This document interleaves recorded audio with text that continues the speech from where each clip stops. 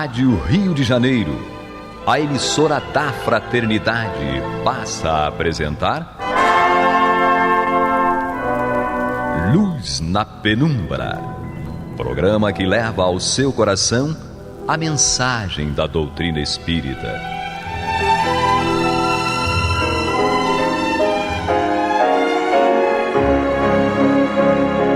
E com vocês, João Batista, para o estudo de O Livro dos Espíritos, da obra codificada por Allan Kardec. Olá, amigos. Não sou o João Batista. Mas é a esposa dele. Exatamente. Acidentalmente, nós somos casados, mas eu sou Guilhermina. Trabalhamos juntos e, por uma necessidade, eu hoje estou, digamos assim, cobrindo o seu papel. Naturalmente, sem a perspectiva e sem a pretensão de fazer igual, mas precisamos fazer, o trabalho existe, é necessário e estamos juntos. Estaremos juntos sempre. Nós, eu e vocês. É um prazer fazer parte, eu sou Fernanda Oliveira. Isso, assim, considerando que eu não sou João Batista e eu não tenho a memória fantástica que ele tem, então eu gostaria que os companheiros se apresentassem. Isso, muito prazer. Então, eu sou Fernanda Oliveira. Olá, querido irmão, querida irmã, membro da Rádio Rio de Janeiro, sejam todos muito bem-vindos a mais um Luz na Penumbra. Eu sou o Américo Nunes. Olá, pessoal, sou Alessandra Garrido. Paz e bem a todos nós. Eu acho ótimo, porque é um bom exercício até para a gente, antes de começar, a gente tem que estar sempre preparado para qualquer circunstância, para qualquer imprevisto. E, por coincidência, na vida eu até tenho tido boas possibilidades de imprevisto. Aliás, Guilhermina, nosso mestre Jesus já havia falado isso, né? Sim. Quando ele disse aquela parábola lá das bodas, né? Ele diz que nós devemos sempre estar preparados, sim, porque ninguém sabe o dia e a hora que determinada coisa vai acontecer. Então isso significa para nós que não dá para deixar para amanhã. Com certeza. Às vezes a gente deixa para amanhã e o amanhã já não dá mais. Exatamente. E vai surgir para a gente uma série de problemas, sim, por conta de nós naquele dia que era a nossa chance de fazer determinada coisa, nós não estarmos naquele dia preparados. Exatamente. E realmente a vida ensina que a gente tem que estar preparado para tudo. E vamos ao trabalho. Hoje vamos fazer o estudo das perguntas 255 e 256 do Livro dos Espíritos. Então vamos começar. A gente vai discutir, a gente vai conversar, a gente vai trocar ideia, que são assuntos muito interessantes. Eu sou uma pessoa democrática. Alguém se voluntariza para começar ou quer que eu indique? Eu posso começar. Vamos lá. Tá bom, Alessandra. 255. Quando um espírito diz que sofre, de que natureza é o seu sofrimento? E os espíritos superiores respondem: angústias morais que o torturam mais dolorosamente do que os sofrimentos físicos. Então vejam bem, aqui a discussão é quando o espírito não está mais na carne, né? Uhum. Não, está desencarnado. E quando há relatos, psicografias, psicofonias em que eles dizem que estão sofrendo muito. Como ele pode sofrer se, grande parte das vezes, o sofrimento que nós conhecemos aqui na Terra está ligado ao corpo físico? Uhum. E aí a explicação é angústias morais. E para a gente entender isso, é preciso voltar, né, pesquisar aqui uma outra pergunta que o Kardec faz aos espíritos, que é: onde está a lei de Deus? A lei de Deus está em algum livro específico, algum lugar registrado, ou está dentro de cada um de nós? Na nossa consciência. Na nossa consciência, os espíritos superiores respondem. Exatamente. E a dor moral, ela está relacionada com isso, porque quando desviamos da lei, automaticamente a nossa consciência vai nos chamar a atenção, né? Exato. Então, Deus está nela, sim, Ele está na nossa consciência. E o nosso sofrimento vem daí. Vem desse lado de entendermos que estamos desviando da lei de Deus e tudo que estamos passando, na verdade, é um efeito. É o efeito de algo que nós mesmos criamos. Porque não dá para plantar abacaxi e querer colher morango, né? Como diz o provérbio popular aí.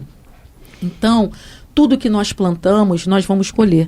Nem sempre plantamos nessa vida. A doutrina espírita vem e nos esclarece. muitas das vezes também pode ser plantado em outra vida.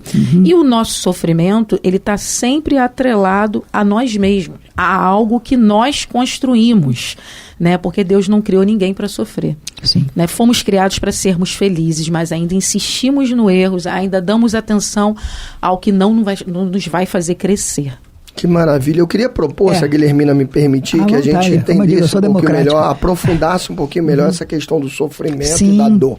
Porque muitas das vezes isso é visto pela gente de uma forma totalmente inadequada. Quando nós olhamos a dor e o sofrimento, nós sempre achamos que é alguma coisa que Deus está castigando, Deus é aquele que está se vingando da gente, aquele velho barbudo. Isso não existe. Exato. E a gente precisa entender o sofrimento de uma forma que me faça crescer. No meu dia a dia mesmo. E aí eu quero propor aos irmãos em casa, bem rapidinho, um seguinte exercício. Imagine que vocês agora foram lá no forno sem querer encostar a mão na panela de pressão. Quando você encosta, e a gente vai estender isso para a dor moral também. Quando você encosta, o que acontece? Uma dor terrível, né? Muito grande. Essa dor é boa ou ruim? Pensa aí, rapidinho. Como a gente tem pouco tempo, já vou dar a resposta. Essa dor é a coisa mais maravilhosa que podia acontecer na nossa vida. Sim. Porque há vários irmãos que têm um tipo de doença em que perdem a sensibilidade terminal. Nossa querida Guilhermina é médica, se souber o nome, fala. Sim. Mas essa doença faz com que as pessoas percam a sensibilidade e muito frequentemente elas têm os membros amputados, não por conta da doença em si, mas porque a falta de sensibilidade à dor faz com que elas não percebam o perigo e acabem perdendo por conta disso os seus membros. Então a melhor coisa que acontece na minha vida quando eu coloco a mão na panela de pressão é aquela dor terrível que me faz tirar a mão dela. Porque se essa dor não viesse, muito provavelmente eu ficaria um tempinho a mais ali com aquela mão na panela e daqui a pouco bastaria amputar minha mão, que ia queimar tendão, pele e tudo mais. Então, o erro, a gente precisa focar e entender mais profundamente isso. O que é ruim não é a dor. O que é ruim é o descuido, é falta de atenção de eu ter feito algo errado, que é encostar a mão. Todo mundo sabe que é errado encostar a mão na panela de pressão. Se num determinado momento, por qualquer mecanismo, eu suprimo a dor, eu tiro a única coisa boa que me faz retirar a mão daquele perigo e ter a minha mão salva. E a mesma coisa são as nossas dores morais. Exato. Elas vêm dizer para nós, como a querida Alessandra falou, que algo eu fiz de errado. Então, se por algum mecanismo, e é exatamente por isso que as pessoas às vezes não entendem, porque que muitas das vezes fazem 10 anos de psicoterapia e não conseguem reequilibrar-se. Por quê?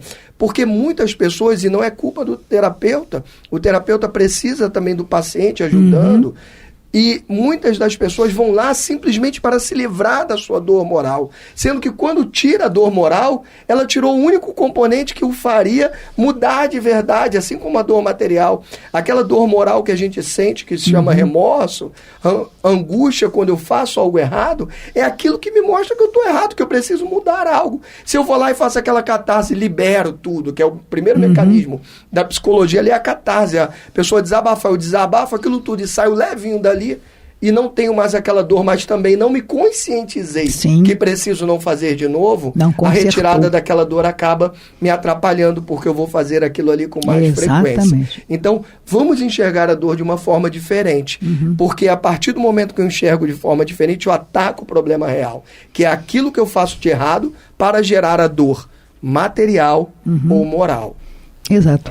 Exatamente. Aí o que você fala, Fernanda? Essa dor que representa um alerta, né? Sim. E que é representante da misericórdia divina para nos auxiliar nesse processo de desenvolvimento, de crescimento, né? Essa dor que vai fazer com que a gente se sinta desconfortável num lugar e tenha vontade de sair dali, né? Essa dor moral. Esse é o primeiro passo para uma transformação, porque houve um momento em que a gente estava ali no erro e feliz com aquilo, né? Quando as consequências aparecem, não por castigo, mas naturalmente atraídas pelas escolhas que foram feitas, né? Essas consequências que são educativas, elas vão sendo colocadas ali como limites para ajudar a gente a retornar para esse caminho, né? Se reaproximar dessa lei que está inscrita nas consciências, como a Alessandra falou, e que nos aponta ao norte, né? Nos aponta... Emmanuel tem uma frase linda que diz assim: dor, sublime companheira que me reconduz ao caminho reto quando dele me afasta. Exatamente. Quando você falou, eu lembrei exatamente da Eu gosto de uma distinção que alguns companheiros espíritas fazem, né? Entre a dor e o sofrimento. Porque a dor, às vezes, pode ser inevitável.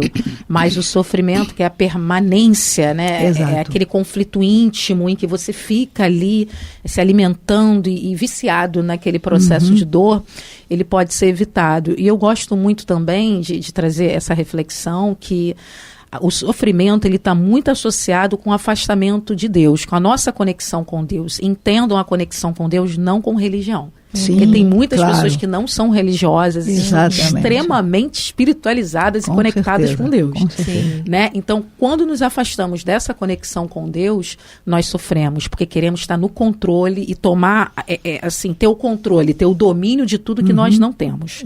Quando nós entregamos a Deus e permitimos, né, que Ele tenha esse controle, nos deixamos conduzir, eu acredito que o sofrimento ele pode ser mais bem administrado. Essa dor pode ser administrada porque confiamos que tem uma força superior que está cuidando de tudo, e não nós, que somos ainda espíritos ainda com várias limitações. Sem dúvida nenhuma. E quando a gente fala da panela, por exemplo, se eu encostar a mão ali, doeu, mas não serviu para eu tirar dali, aí vai entrar nesse caso que a Alessandra falou. Isso. É mais fácil da gente entender na parte material. Exato. A dor tem que servir para me tirar daquilo ali. Me tirar daquela situação que gerou a dor e me tirar da própria dor. Não é para eu ficar ali. Ela serve para isso, para me tirar daquilo. Senão ela acaba sendo mais prejudicial e não cumpre o seu papel, que é o papel de levar a gente para o caminho do bem. Eu queria fazer um comentário agora, pegando carona aí. Que a pergunta diz exatamente o seguinte: quando um espírito diz que sofre, o espírito diz que sofre, de que natureza é o sofrimento? Aí a resposta, por óbvio, a natureza, o espírito não vai ser sofrimento físico, por óbvio. Então, em primeiro momento, não é um sofrimento físico. Então, angústias morais, que são bem mais dolorosas, porque eu, pelo menos, não sei se vocês... Eu não sei se tem um analgésico melhor do que a prece, a resignação e a compreensão do que algum analgésico para a dor moral. Pelo menos é o que se espera. Aí diz assim, angústias morais que o torturam mais dolorosamente do que os sofrimentos físicos. E aí você estava dando o exemplo da mão na panela, é o sofrimento físico. O sofrimento físico, você realmente... é só você evitar fazer. É só você agir corretamente. Você, de alguma maneira, se você se precavém do sofrimento físico, você cuida da própria saúde, você evita acidentes da melhor maneira possível, não se expõe a situações evitáveis, porque também tem isso, às vezes, a nossa irresponsabilidade, o afã de fazer alguma coisa, você te expõe a sofrimentos físicos, a acidentes, etc., que poderiam ser evitados. Então, isso é uma coisa, é o sofrimento físico. Agora, o sofrimento moral é uma coisa mais complexa, porque o sofrimento moral vai nos induzir a reflexões, mudanças interiores. Se eu não quiser queimar a mão, primeiro eu desligo a panela, espero esfriar, e depois eu tiro. Se eu não quiser, porque dá para fazer. Agora, para evitar o sofrimento moral, eu tenho que me modificar. Isso. Eu tenho que começar a fazer uma autoanálise, o que é difícil. Isso. Autoanálise. Como é que está o meu comportamento com relação a essa situação, esse fato, onde é que está a minha responsabilidade e em que eu preciso mudar a mim para que as coisas... o sofrimento ou diminua ou acabe. Porque a nossa tendência é acusar o outro. É, sempre, né? O outro é sempre o responsável pelo nosso sofrimento, não necessariamente. O nosso sofrimento é, assim, uma discordância de Deus, né? Você não está aceitando o que está ali no seu desígnio, na sua trajetória. A não aceitação é uma discordância de Deus. Alessandro, você falou agora o que eu repito todos os dias, para todo mundo que eu conheço, que todas as vezes que a gente encontra alguém, aquela pessoa está feliz, sorrindo, né, animada com a própria vida, é como se ela estivesse dizendo assim: Deus, muito obrigado, eu estou adorando a vida que o Senhor me deu. E quando a pessoa acorda já revoltada, chateada, tudo mais, é como se eu estivesse dizendo para Deus: Deus, eu não estou satisfeito com a vida. E vai olhar para a vida dessa pessoa que está sorrindo. Às vezes ela tem vários problemas. Não é ausência de problemas. Enquanto a outra que está chateada tem bem menos. Isso, a felicidade vem da consciência plena, né? Não da ausência de problemas. É a conexão com Deus. Não, e a reflexão. Isso. Todos os outros, eu tenho uma pessoa... fala. Não, fica à vontade. Tem uma pessoa amiga minha, e inclusive não é espírita, e que ela falava o seguinte, todos os dias pela manhã, eu pergunto, o que Deus espera de mim? E na hora que ela ia dormir, ela foi embora, na hora que ela ia dormir, ela dizia o seguinte, Senhor, muito obrigado por todas as oportunidades. Vamos então à nossa vinheta, né, Guilherme? Exatamente, já estou ali na vinheta. Você está ouvindo pela Rádio Rio de Janeiro o programa Luz na Penumbra, com estudo de O Livro dos Espíritos, na apresentação de João Batista. Bom, voltamos. Agora, alguém tem mais alguma coisa para 255 para completar? Não. Então vamos lá, 256. 256, alguém quer ler? Posso ler? Pode. Como é então que alguns espíritos se têm queixado de sofrer frio ou calor? Interessante. Reminiscência do que padeceram durante a vida, algumas vezes tão penosa quanto a realidade. Frequentemente, é uma comparação que fazem, mediante a qual exprimem a sua situação em falta de outra melhor. Quando se lembram do corpo que tiveram, experimentam uma espécie de impressão semelhante à de alguém que, havendo tirado uma capa, julga ainda estar com ela algum tempo depois. Então, a gente já compreendeu, né? Conversamos um pouquinho antes do intervalo sobre essas percepções que são diferentes do físico e do moral, mas eles estão aqui lembrando para nós que ainda que distantes do corpo físico, né, libertos do corpo físico, a gente ainda permanece com algumas impressões, né? Isso também vai acontecer de acordo com a compreensão e com a moralidade desse espírito, né? Então, como a gente vem vendo nas perguntas anteriores, né, à medida que esse espírito se esclarece, evolui, essas percepções que são reminiscências, né, remanescentes das experiências do corpo, elas vão ficando cada vez menos presentes, né? Maior será essa compreensão, essa clareza, né? O período de perturbação que é reduzido à medida que a gente vai se esclarecendo e ampliando a consciência das potências, das habilidades como espírito de fato, né? Eu acredito que há aspectos que nos fazem sofrer, que essa pergunta eu acho que é um ponto-chave que eu gostaria de trazer. É o não estar no presente, é o estar preso ao passado. Hoje a psicologia moderna cada vez mais nos convida a estar no momento presente. Ou ansioso pelo futuro. Isso, existem vários exercícios hoje que podemos fazer, a psiquiatria, a psicologia, nos recomendam. E essa pergunta, essa resposta dos espíritos, ela vai tratar exatamente disso. Por que ele está sentindo ainda? Porque ele está preso a uma condição que ele não é mais, não era para ele estar sentindo. E isso acontece conosco todo dia. Qual de nós aqui presente nessa mesa pode dizer que não sofre? Sim. Américo fez uma pergunta, também estou jogando uma pergunta para vocês. Mas sim. Qual de nós? A gente não está falando só para o público, a gente está falando para a gente mesmo, porque estamos nessa condição ainda de espíritos que ainda estão no processo de dor, que ainda está tentando trabalhar a sua dor. E um dos remédios, né, que eu tenho buscado, não vou dizer que alcancei, eu acredito que todos nós somos buscadores espirituais, seria justamente viver no presente. Quanto mais eu estiver preso ao passado, ao que eu fui, ao que eu podia ter feito, ao que eu fiz errado, que meu corpo era assim, mais eu vou sofrer. Como a pergunta está dizendo aqui, esse apego. O Américo levantou ali, fez um apêndice na minha fala. E o futuro? O futuro também nos faz sofrer. Sim. E aí a gente traz uma parábola de Jesus, que é a parábola dos talentos. Parábola dos talentos. Cada um recebeu determinado talento para multiplicar. Teve um que enterrou. Por quê? O medo. O medo, ele está relacionado com esse futuro que nós não queremos enfrentar, que nós tememos. É um sentimento que não vai nos trazer uma plenitude. Exato. Né? Então, ele sofre por isso e é castigado na parábola de Jesus por conta disso e não recebeu mais talentos. Enquanto aqueles outros que multiplicaram os talentos receberam mais ainda.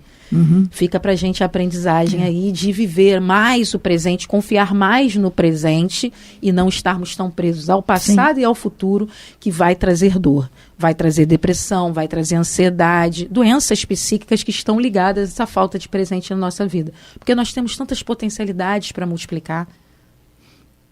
Até porque, só acrescentando, o presente é hoje. Hoje é o presente, por isso que a gente, inclusive, associa a presente a coisas boas. Isso. Por isso o termo presente. Por isso o termo presente. É o presente. E o presente é hoje. Até porque a gente não sabe se vai ter amanhã. É verdade. A gente não sabe o que será amanhã. Guilhermina, se você me permite também abordar outro enfoque aqui, que é muito importante, que quando os espíritos falam pra gente que os espíritos têm se queixado de sofrer frio ou calor, eu não posso deixar de abordar nesse tópico aqui a questão do suicídio, tá? Sim. A gente vai falar sobre isso agora. Porque os espíritos nos esclarecem que os 2 maiores crimes perante a lei de Deus são o aborto e o suicídio. Ah, Américo, isso significa que se um dia eu fiz um aborto, eu tenho que sofrer o resto da vida? Não, pelo contrário. A gente compreende isso justamente para entender as nossas obrigações, para poder a gente sair dessa situação de culpa e de dor e entender o que eu faço. Então, no aborto, caso do aborto, a espiritualidade recomenda que aquelas pessoas que tenham praticado isso, que comecem a trabalhar com crianças, que dê oportunidade, se for possível, de vir novos filhos, que aproveite de uma maneira diferente a possibilidade de ajudar crianças. Porque aprendemos que através da caridade nós pagamos diversas faltas que nós cometemos. Mas a espiritualidade nos instrui que o aborto e o suicídio são os 2 piores crimes. E aí aqui nesse nosso tema, quando ele diz que os espíritos têm se queixado de frio, de calor, né, de dores, essas sensações reminiscentes, a gente encaixa exatamente a questão do suicídio. A espiritualidade nos ensina que não importa o quanto ruim esteja a nossa vida, ou como a gente enxergue como ruim, né? Porque isso ficou bem claro aqui, que é mais como eu enxergo. Mas quando a minha vida, eu acho que ela está terrível, eu enxergo tudo ruim, e às vezes eu quero sair da vida pela via do suicídio, os espíritos dizem o seguinte: não importa o quanto esteja ruim, se a gente faz isso, a nossa situação vai ser muito pior. Muito. E aí entra essa questão aqui. Os espíritos que suicidam, em regra, é claro que isso aí é uma regra geral, mas sempre existem, caso a caso, tá? Precisam ser estudados. Mas, em regra, se eu tinha ali fluido vital para mais 5 anos de vida, eu vou passar muitas das vezes esses 5 anos revivendo aquele meu sofrimento. Então é por isso que há espíritos suicidas que relatam, vêm para nós. Isso é para nos dar alerta, não é para a gente sofrer nem nada, é para a gente saber que aquilo ali, o quanto aquilo é difícil se nós cometermos. Mas há espíritos que relatam que, por exemplo, se suicidaram através de se jogar embaixo do trem, que eles ficam revivendo aquela cena e sentem as dores daquele trem passando por cima durante anos da sua vida. Então, os sofrimentos do espírito após um suicídio, por exemplo, eles vêm exatamente dessa questão 256, porque são essas reminiscências que nós mantemos caso a gente não consiga se desprender da vida material. E quando eu faço pela via do suicídio, eu não tenho ainda condição de sair dessa vida material, ainda estou com aquele fluido todo impregnado e eu tenho essa dificuldade de me desprender. Então, cuidado, meus irmãos, mesmo que a vida esteja difícil, use a prescrição da Guilhermina. A Guilhermina prescreveu hoje aqui. Ela é médica e ela prescreveu. Está em desespero, está em dor e sofrimento? Prece, oração, músicas boas, vai assistir, ouvir uma música, reflexão, e sem dúvida todos nós vamos conseguir. Porque a doutrina nos ensina, né, que não, o espírito não retrograda, ou seja, não volta. Então ele está sempre evoluindo. Estamos na nossa melhor reencarnação. Esse é o momento. Esse é o momento. É hoje que podemos construir um futuro maravilhoso. Exatamente. E é isso.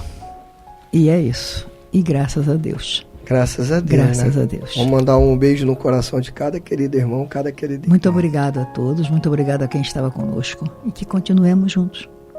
Gratidão. Graças a Deus. Graças a Deus.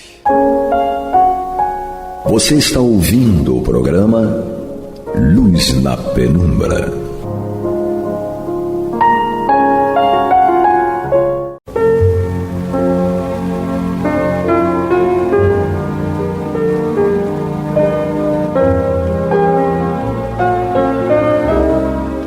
Rádio Rio de Janeiro está levando ao seu lar e ao seu coração a mensagem consoladora da doutrina espírita, através do programa Luz na Penumbra.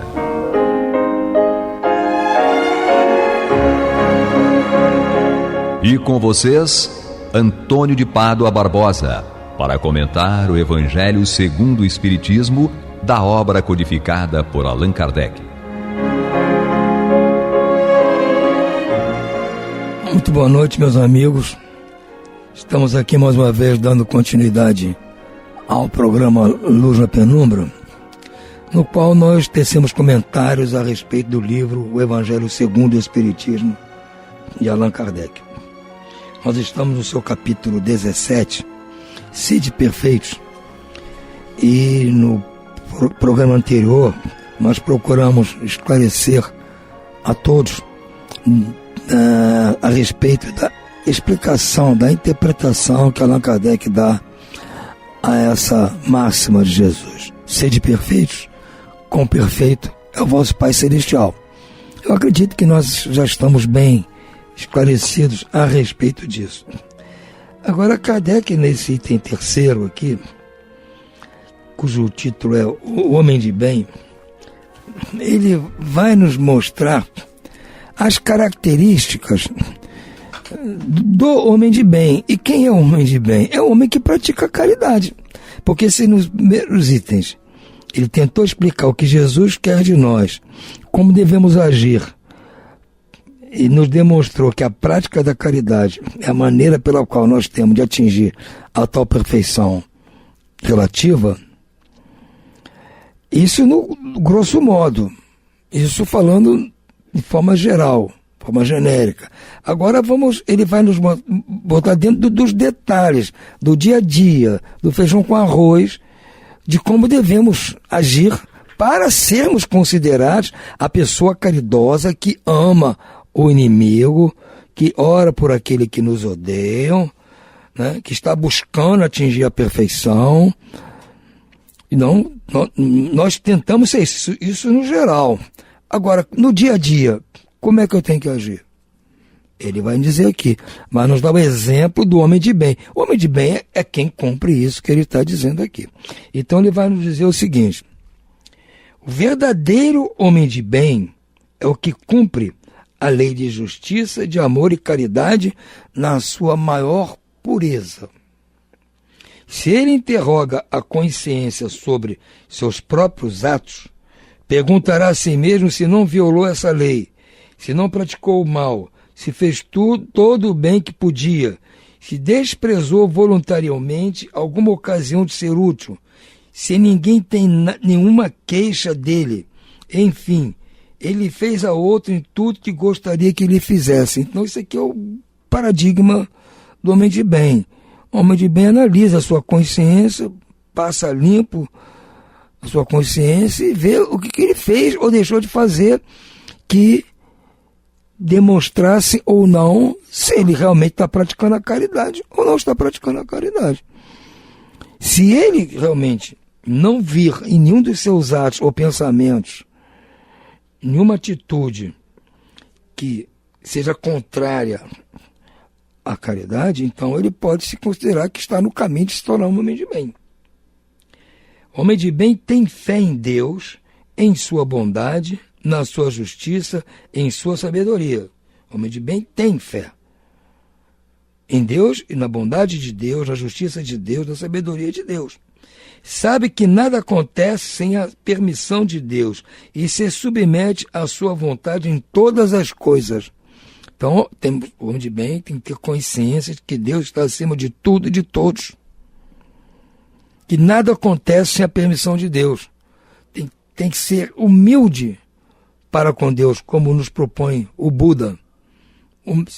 Que nós temos que ser humildes para com Deus, reconhecer a grandeza de Deus, o poder de Deus. Então, se nós formos assim, nós já estamos no caminho de nos tornar homens de bem. Esta fé em Deus é o primeiro passo. O homem de bem também tem fé no futuro, razão pela qual coloca os bens espirituais acima dos temporais, porque o homem de bem que tem certeza da vida eterna, Ele tem fé nessa vida eterna, tem fé na vida futura. Então, ele coloca os bens do espírito, que quem vai viver essa vida futura é o espírito, não é este corpo aqui. Este corpo vai acabar breve. E o espírito continua na vida futura, na vida eterna, e vai adquirir outros corpos e vai para frente.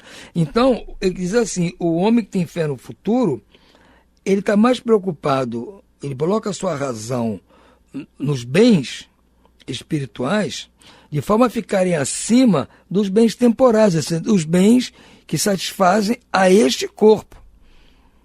Por isso é que ele tem fé no futuro. Ele prefere entre uma ação que vai lhe trazer um futuro melhor e uma ação que vai lhe resolver só um problema momentâneo, temporal, mas que pode complicar o futuro, ele prefere a ação que vai melhorar o futuro, porque ele está sabendo disso. Sabe que todas as vicissitudes da vida, todas as dores, todas as decepções são provas ou expiações e as aceita sem murmurar. Então este homem sabe que nesta vida atual, com este corpo atual, ele está passando por vicissitudes, dificuldades, situações complicadas. E que todas essas dores eventuais, decepções, são provas ou expiações pelas quais tem que passar. Possuído do sentimento de caridade e de amor ao próximo, faz o bem pelo bem, sem esperar paga alguma. Retribui o mal com o bem, toma a defesa do fraco contra o forte e sacrifica sempre seus interesses pela justiça. Isso é muito importante, nós temos que ser justos, independentemente daquilo que vai nos beneficiar ou não. É complicado. De repente, se eu for justo com a situação, justo com os outros, justo comigo, eu vou ter que aceitar algumas coisas que meus interesses materiais não aceitariam, não gostariam, não querem. Isso é difícil para nós abrir mão de certas prerrogativas que nós temos, sejam materiais, sejam emocionais, sejam sentimentais, seja do que for, quando a razão e a justiça nos dizem que temos que agir desta forma. O homem de bem encontra satisfação nos benefícios que espalha, nos serviços que presta, em fazer felizes os outros, nas lágrimas que enxuga, nas consolações que prodigaliza aos aflitos. Seu primeiro impulso é pensar nos outros, antes de pensar em si. É para cuidar do interesse dos outros, antes do seu próprio interesse, contrariamente ao egoísta, que calcula os proventos e as perdas de toda ação generosa. É uma coisa matemática, gente. Se nós conseguirmos obter satisfação maior nos benefícios que nós fazemos, no bem que nós praticamos, como diz aqui, nos benefícios que nós espalhamos, nos serviços que nós prestamos aos outros, nós sentimos mais satisfação em fazer os outros felizes, nas lágrimas que porventura nós enxuguemos, na consolação que nós prodigalizemos aos aflitos. Se nós sentirmos mais satisfação nisso do que nas coisas que eu faço para mim, eu já estou no caminho de me tornar um homem de bem. Porque, olha, irmão, vocês podem verem com vocês mesmos, pontualmente, eventualmente, quando vocês praticam alguma coisa dessas aqui, se vocês não sentem naquele momento uma satisfação enorme, maior do que se tivesse você recebendo aquilo. Você sente aquela satisfação de fazer o bem a outra pessoa. O primeiro impulso deste homem de bem é pensar nos outros. Depois ele pensa em si. É como a mãe na hora do almoço de domingo. Ela primeiro pensa nos outros. Vai servir a todo mundo. Ela vai ser a última a se servir. Está pensando nos outros. Ah, mas ela tem um componente ali do sentimento maternal, sentimento do casamento. Tá, tudo bem, mas assim, podia não sentir nada disso. Podia não sentir nada pelos filhos, nem pelo marido, e botar a comida dela primeiro. Mas não vai fazer isso. Porque esse amor que ela sente pelos filhos, pelo marido, a impele a agir pelo bem. Então, esse exemplo é que nós temos que praticar no todo dia. com estranhos, como diz aqui Jesus, com aqueles que nos odeiam, nos perseguem, caluniam. Nós temos que praticar com eles também. Pô-los em primeiro lugar. Primeiro atende o inimigo, depois a gente vai se atender. Vocês vão ver que a satisfação é muito grande. É bom, é humano, benevolente para com todos, sem distinção de raças nem crenças, porque em todos os homens vê irmãos seus. Respeita nos outros todas as convicções sinceras e não lança anátema aos que não pensam como ele. Isso é que realmente eu vejo com toda satisfação, com todo carinho no nosso meio. Normalmente nós espíritas, nós respeitamos muito as convicções das outras pessoas, as convicções sinceras. As pessoas têm suas convicções. Nós não lançamos anátema, ou seja, maldição, em relação ao pensamento das pessoas. Nós não concordamos e ficamos com o tempo a nosso favor. Sabemos que estamos certos. Deixa o tempo mostrar às outras pessoas que elas vão ver, não estão na boa, mas elas estão convictas, estão fazendo aquilo de bom coração. Não estão fazendo por maldade. Então é por falta de conhecimento de alguns detalhes que nós já conhecemos, como aquela explicação que estudamos no programa anterior sobre o ser perfeito. Essa explicação nem todo mundo tem, então não entende. E bola outros tipos de explicações que às vezes são esdrúxulas, não tem sentido, mas paciência. E eu vejo no nosso meio uma certa benevolência com relação a isso, uma indulgência com relação a isso. E fico feliz que nós estejamos neste caminho. Até porque também, né, quando falamos aqui, nós também não nos questionamos para ter amizades a raça ou a crença das pessoas, ou como ela deixa de ser. Eu vejo com felicidade que no nosso meio isso é muito abrangente.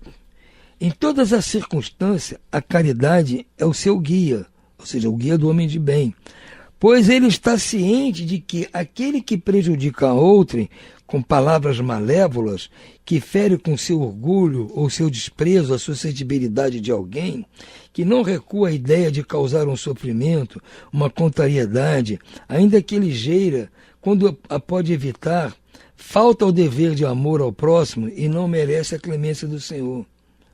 Então, o nosso guia, pelo menos nós tentamos, nosso guia ser a caridade. Que nós estamos cientes de tudo isso aqui que ele citou. Nós temos ciência disso. E tentamos praticar. Não ainda conseguimos.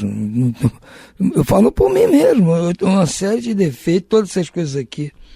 Eu concordo com elas e tento com muita vontade de praticar, mas volta e meia saio do sério e não pratico.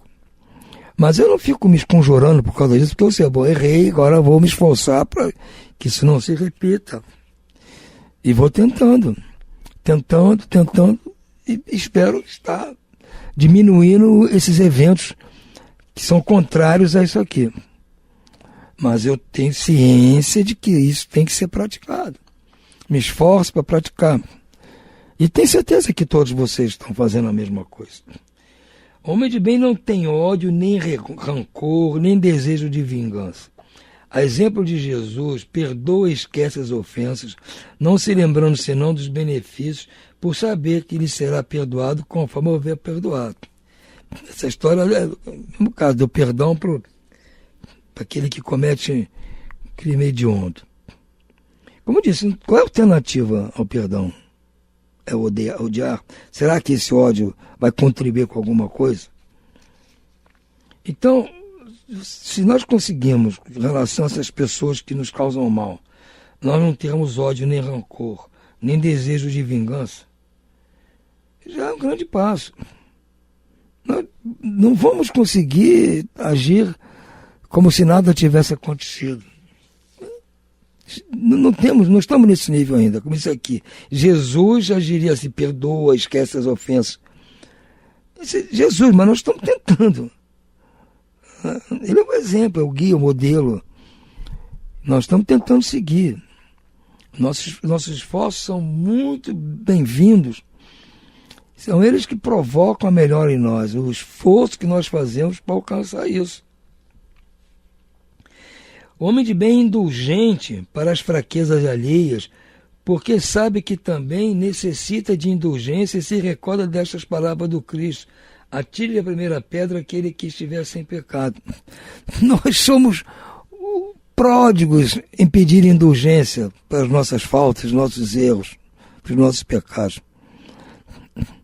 Desde o tempo de escola, tempo de criança, que a gente vive pedindo indulgência ao professor com nossos erros. Pô, eu errei aqui, professor, sem querer, botei a vírgula aqui fora do lugar.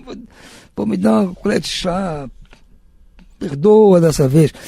Pedir aos nossos pais: não, pai, não vou fazer de novo. Entenda que quando eu sou criança, e hoje nós continuamos sendo indulgentes no trabalho, com as nossas faltas, nossos atrasos, no cumprimento de algumas normas da empresa. Nós queremos que o patrão seja indulgente conosco, com as nossas faltinhas, com as nossas bobeiras. Patrão, eu tive problema na condução, houve um acidente no trânsito. Então o patrão olha com aquela cara feia, a gente reza para ele. A gente está no caminho para o trabalho já atrasado, pensando: vai me receber de cara feia. Tomara que ele seja indulgente comigo, entenda que não fiz de querer. Então nós queremos indulgência. Então precisamos ser indulgentes quando as pessoas agirem mal conosco. Entender que deve estar no mau momento, fez sem pensar. Na hora a gente pode até ficar meio bravo, chateado, mas depois tem que pensar, ver: pô, eu poderia fazer exatamente a mesma coisa. Graças a Deus eu não fiz. Quem fez foi o outro. Ele que está com problema, não sou eu. Então vamos relevar e tocar o barco para frente.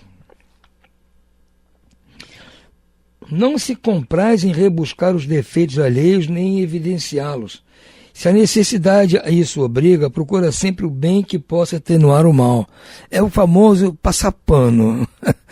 Meu tempo era passar pano quente, agora é passar pano. Porque a pessoa errou, mas você não vai ficar abanando aquilo para aumentar o problema, não vai ficar espalhando. Não, tudo bem, vida que segue. Ele errou, mas estava no mau momento. Então a gente não se compraz em ficar atiçando mais ainda a situação. Estuda as suas próprias imperfeições, isso é que é importante, e trabalha incessantemente em combatê-las. Emprega todos os esforços para poder dizer no dia seguinte que traz em si alguma coisa melhor do que na véspera. Isso é que é importante, nós analisarmos as nossas imperfeições. E analisar e ver: bom, hoje eu já estou melhor porque eu já não cometo alguma das imperfeições que cometia antes. Não procura dar valor ao seu espírito nem aos seus talentos, à custa de outrem. Ao contrário, aproveita todas as ocasiões para fazer ressaltar o que seja proveitoso aos outros. Não se envaidece da sua riqueza nem de suas vantagens pessoais, por saber que tudo o que foi dado pode ser tirado. Nós já estudamos muito a respeito no capítulo anterior sobre servir a Deus e a Mamon, né? Usa, mas não abusa dos bens que lhe são concedidos, porque sabe que é um depósito de que terá de prestar contas e de que o emprego mais prejudicial que pode lhe dar é o aplicá-lo na satisfação das paixões. Também estudamos muito no capítulo 16, você pode servir a Deus e a Mamon. Este tema vocês podem voltar e, se quiserem, ouvir novamente o programa. Se a ordem social colocou homens à sua dependência, trata-os com bondade e benevolência, porque são seus iguais perante Deus. Usa da sua autoridade para lhes levantar o moral e não para os esmagar com seu orgulho. Evita tudo quanto lhes possa tornar mais penosa a posição subalterna em que se encontra. É muito difícil lidar com subalternos. Às vezes eles nos tiram do sério, é verdade. Mas é aí que está a nossa prova. Se Deus nos deu essa incumbência, é para sabermos lidar com ela. Se nos botou na posição de superioridade, é a nossa riqueza. Vale do mesmo caso dos estudos que fizemos no capítulo anterior. É mais uma riqueza, essa posição acima de autoridade aos subalternos. Então temos que saber lidar com isso. O subordinado, de sua parte, quando nós estivermos na posição de subalterna, compreende os deveres da posição que ocupa e se empenha em cumpri-los conscienciosamente. Kardec nos remete aqui, nesse mesmo capítulo, ao item 9, mais à frente, que nós vamos estudar. Então o subordinado também tem seus deveres. Se está na posição de subordinado, subalterno, ele tem que entender as posições daquele que está no comando. Ser obediente, humilde, acatar, mesmo que não concorde, mas avisa, isso do meu ponto de vista não está certo, mas se o senhor está pedindo, vamos cumprir. Não ficar fazendo cangancha e fazer mal feito, não, nada disso. Finalmente, o homem de bem respeita todos os direitos que a lei da natureza dão a seus semelhantes, como eu gostaria que respeitassem os seus. É claro, né? Mas ficam assim, não ficam assim enumeradas todas as qualidades que distinguem o homem de bem. Mas aquele que se esforça por possuir as que acabamos de mencionar, já se acha no caminho que conduz a todas as demais. Então, aquilo que eu tenho falado. É claro que nós não vamos, a partir de agora, cumprir tudo isso. É impraticável. Então, não ficam aqui enumeradas todas as qualidades que distinguem o homem de bem, mas aquele que se esforce por possuir as que acabamos de mencionar, já se acha no caminho que conduz a todas as demais. Então, só esse esforço já é uma grande qualidade. Esse esforço em praticar tudo isso é o caminho que vai nos conduzir a todas essas qualidades. Se eu não me esforçar, eu nunca vou alcançar. Eu tenho que me esforçar, mesmo que eu erre, me arrependa do que eu fiz, estava errado, e tente novamente, e vou me esforçando.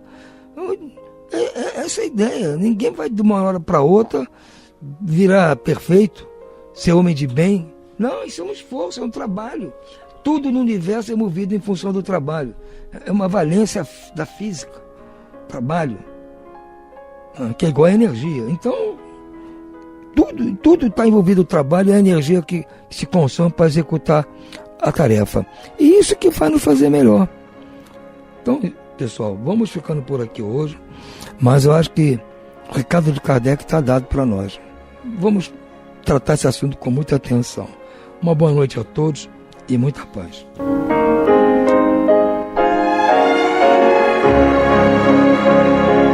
E vamos ouvir agora a prece de encerramento de nosso programa, na voz de Geraldo de Aquino. Jesus, dá-nos coragem para a luta, piedade para os insultos e misericórdia para as injustiças e ingratidões. Limpa nossa alma de inveja e ambições mesquinhas, de ódio e de vingança o nosso caminho. E que dentro em pouco, ao recolher-nos de novo ao calor do nosso leito, para que o sono nos dê a paz e o esquecimento das tristezas humanas, possamos sentir, Senhor, no mais íntimo de nosso ser, a doçura indefinível do Teu amor e a grandeza incomparável da Tua divina presença. Que assim seja.